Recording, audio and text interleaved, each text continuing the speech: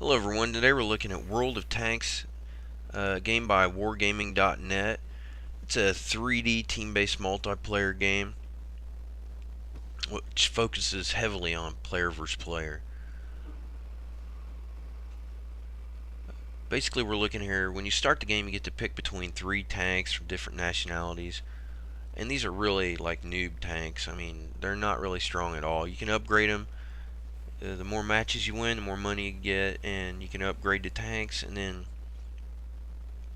once you've upgraded your starter tanks, then you can farm the cash to buy new tanks with bigger guns and all that.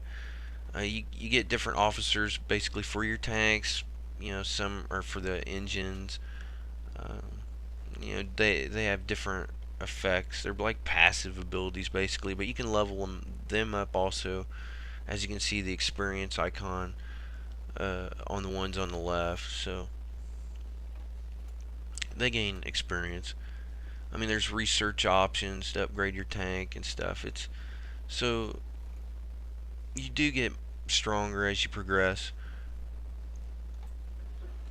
You just gotta make the money and just keep upgrading and stacking the cash. Some people think it's a pay-to-win game, and it might be that way at the end levels.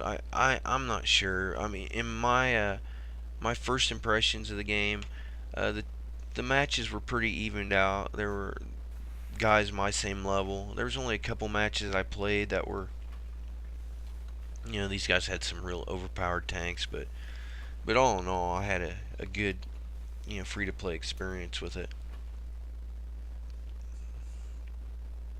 And you can, you know, go free to play for a while, but I really I enjoyed it. I thought it was a lot of fun. If you're into military type games, this is definitely worth checking out. Um, the garage basically is where you have your various tanks, and then you got a store where you can buy the ammunitions and different things from shells and equipment and consumables. Your tech tree is basically for each tank. They have their own specific upgrades, and you can upgrade anything from your engines and your turrets. So at first you're really slow. Like right here, we're starting off. It starts out, it's 15 versus 15, so there's usually 30 on the map at a time. And it's like a capture the flag deathmatch game. And it's pretty cool.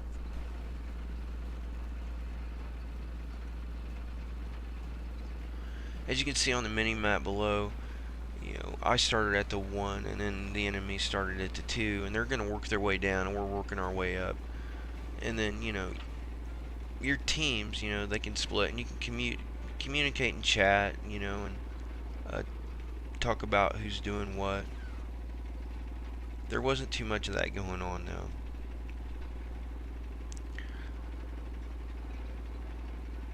But the graphics are really, really pretty good. For a tank game, which I haven't played that many tanks games except the Battlefield games, but which being in a tank, but this is strictly tank, so it's almost like playing sniper mode with your with a tank all day long. It's fun.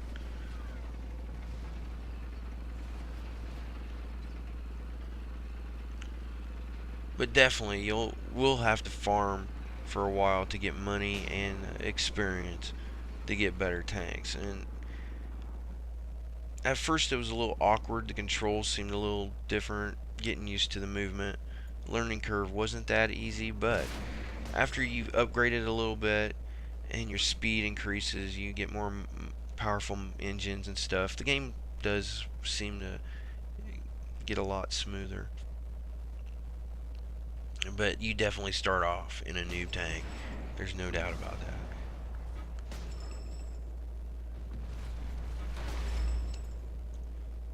The matches aren't that long, and the wait to get into the matches isn't that long either.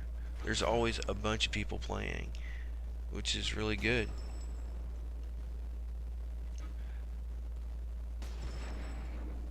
For this type of instanced PvP combat.